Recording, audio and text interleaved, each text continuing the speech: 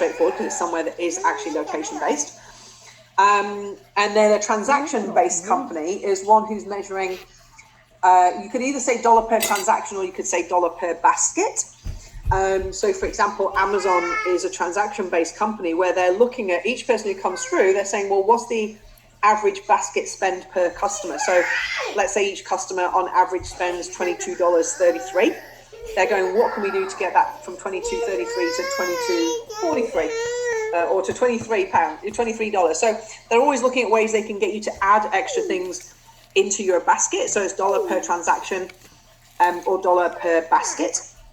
And so Amazon know that if they recommend the right products, you'll do that. Now Genius U is a transaction-based company. So Genius U is looking at what is being purchased in the basket on the Steal side as well. So these are the four main types of business. You've also got this fifth one here, which is the Spirit-based business, which is a contribution-based business. And they're measuring what's the dollar per impact. So if you're wondering, are you contribution-based?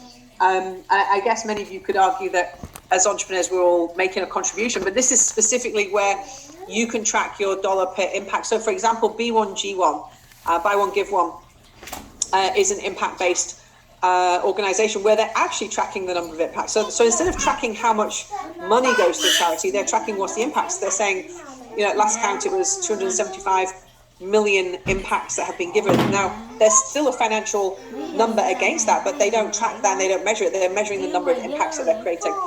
And organizations like the United Nations are tracking dollar per impact as well. So that's more for the Spirit-based companies. Now, how does the partnerships work? Well, the partnerships works once you understand what type of business you are, you can partner with the opposite companies.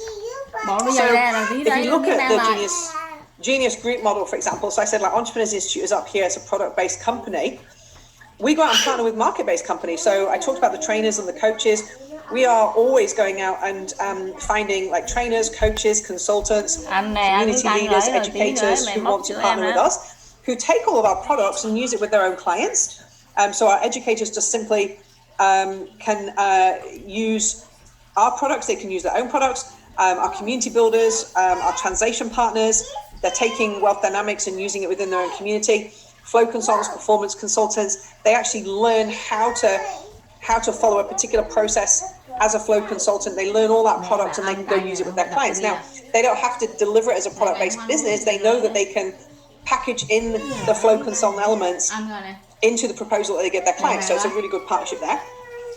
Entrepreneurs Institute also partners with Genius U. So we put all of our products on Genius U. We have all of our content on Genius U. We actually build our communities on Genius U.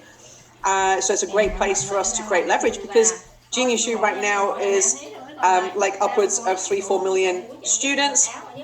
So we know it's a really great platform for us to find potential new clients there as well. We also partner with Entrepreneur Resorts, which is a location-based business. So we actually go to the resorts. This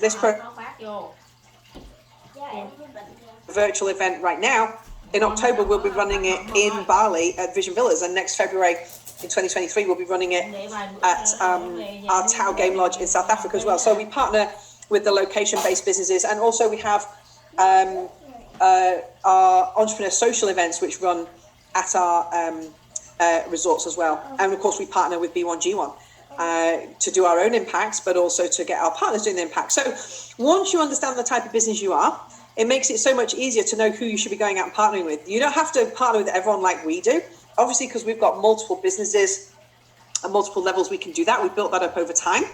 But if you're kind of like up to level 3, level 4 business, then be thinking, what is the type of business that you are and who should be partnering with? And like I said, if you find that you're maybe more than one type of business, really ask yourself the question, because it does make your model more confusing.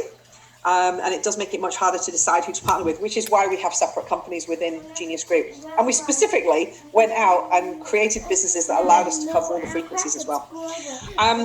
So once you've done that, you can start to think through your partner promise. And your partner promise is, once you've decided who your potential partners are, is like, what are you promising to them? How are you going to help your partners to make money? So different to your customer promise, where you're solving your customer's problem by delivering a product to them. For your partners, you're actually solving their problem, which is giving them products that they can use with their customers, or giving them services they can use with their customers, and showing them a way that they can actually be making money. So The customers are giving you the money, the partners are making the money. So the Partner Promise for Entrepreneurs Institute, we give a profitable, concise, easy to follow, impact-driven model to all of our partners. They receive super